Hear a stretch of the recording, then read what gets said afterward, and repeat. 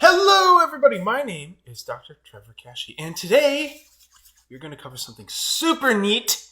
I'm going to talk about prescription drugs and weight gain, a hugely important topic that came to my mind because of Chris Shank, who made a post about working with somebody who was on prescription drugs and having issues losing weight because she was taking them. And he went and Googled about and then took a screenshot of the side effects, and side effect list is pretty long like most prescription drugs, and two of those side effects, which are very prominent, are dose-dependent drowsiness and dose-dependent weight gain, both of which are directly correlated. And I'm going to talk about, generally speaking, 11 reasons why prescription drugs cause fat gain. The first thing I want to bring up, the number one reason, is that Americans are getting fatter anyway, no matter what. Americans are gaining weight. And as a scientist that's forced to list every statistically significant correlation in their notes, these people would have gotten fatter with or without drugs. I want to relay that out there. But since they got fatter during a clinical trial, they can point their fingers at something that is not their behavior. A little bit controversial, but I'm going to get into that a little bit more. And the astute scientists out there be like, but wait, Dr. Kashey, these are double-blind, placebo-controlled trials. If people gain weight, then they can't blame the pill because all the fancy science math takes care of that. And what I'm going to do is I'm going to explain why weight gain beats placebo, and that the placebo gain still beats the normal weight gain. And so that argument, functionally speaking, is actually moot to me. Iatrogenic weight gain is a huge issue. This is a mere suggestion through a doctor, nurse, pharmacist, nutritionist, whatever, that the person is gaining or at risk of, or is fat of getting fat, risk of getting fat, getting fatter, etc. And this is also a leading cause of obesity in children because the parents are told the kids are at risk of getting fat, they're fat already or overweight, and now helicopter parent syndrome kicks in, the kid acts out because they're being lorded over, they end up sneaking food, and their behavior changes. And the same exact thing happens with adults. You lose track of your typical behavior patterns because it's in your head you're going to gain weight. And this leads to second layer iatrogenic weight gain. And this is essentially the side effect listed on the label. And when you do internet searches that say, taking this will make you fat. Okay. Do you think if you saw everywhere that something you were doing would cause weight gain, then it would change your behavior subconsciously, that you'd gain weight, and on some level you'd be okay with it because you were told to expect it? That doesn't mean you liked it, but you were expecting it. And so when it happened, you were able to reconcile it. And that leads to the next thing, which is the screw it from weight gain, from water weight gain. Some medications do cause water retention, but most people are carrying so much extra fat and water they can't really differentiate when it's water weight gain or fat gain, and most time they look the same. And there are drugs that do cause water retention. However, the water retention that comes on is immediate, and it sticks. Water retention does not really increase slowly over time. The relatively small weight gain from retaining water can cause enough discouragement in people to drop their guard and be like, screw it, I'm gaining weight anyway, so what is the point? And I must admit, at that point, you're no longer retaining fluid, you are retaining food.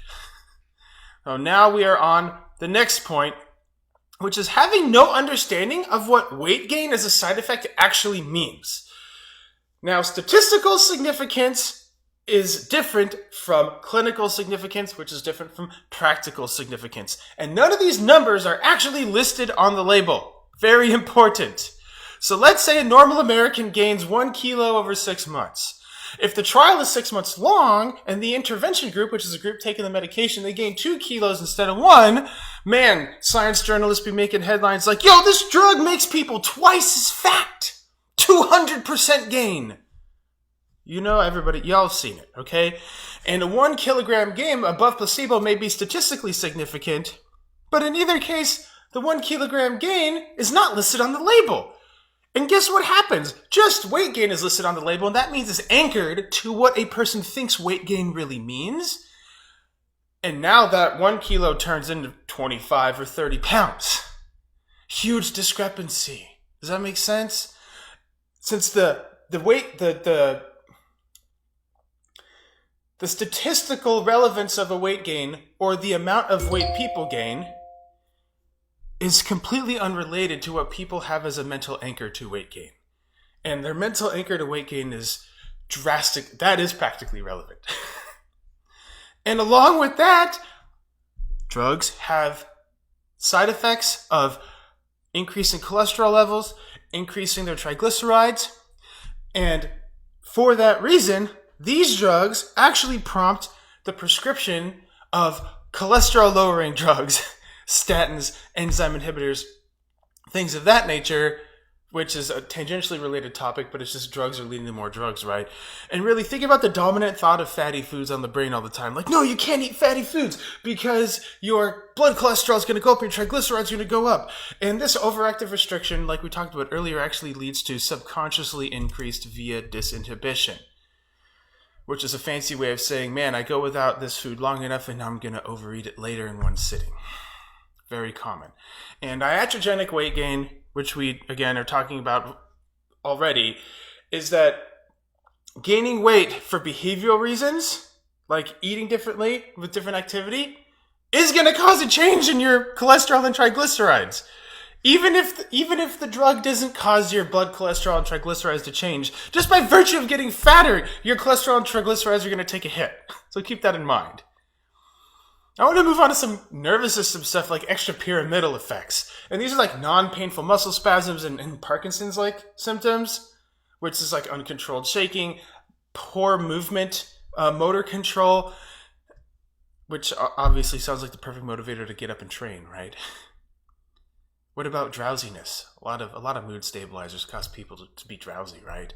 Psychoactive drugs, they decrease subconscious activity and they decrease conscious activity. And it's plenty to make a person's current maintenance a surplus. Meaning that even if they keep their food intake the same, if they move less, they're going to get fatter. And yes, mood stabilizers make people feel lazy. That is the point.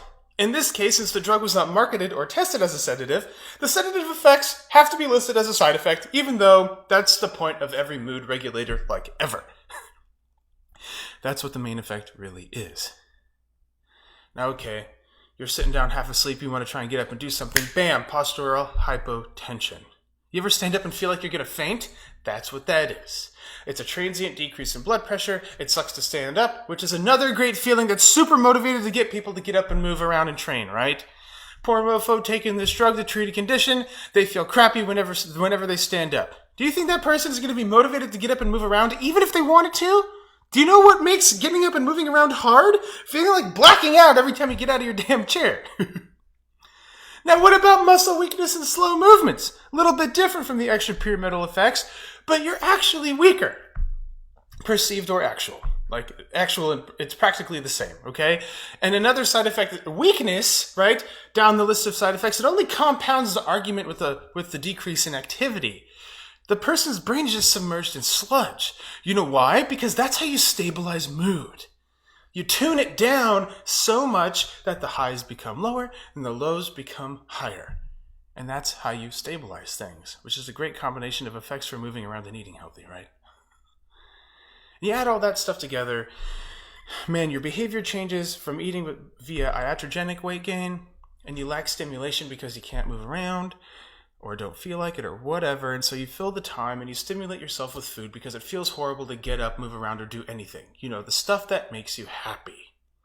What these drugs are supposedly supposed to help with.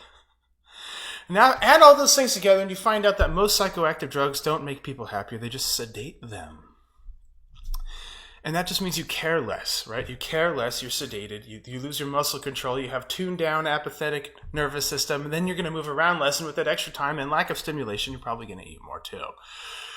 Which sounds like a pretty scientific breakdown, right? I wish it were. The list of side effects literally says, if you take this pill, you will stop moving, not want to move, and be half asleep all the time, and probably not care. But then that also gives people ammunition to raise a stink about weight gain and high triglycerides and everything else a poor lifestyle creates. Yikes. So tell me what you guys think about this. Do you think this supports a healthy lifestyle? Oh, tag anyone else you know that has issues with, maybe working with people that want to lose weight on prescription drugs, or maybe have a family member, or have experience with it themselves. I think this is very important to bring up. And of course, everybody have a super fabulous day.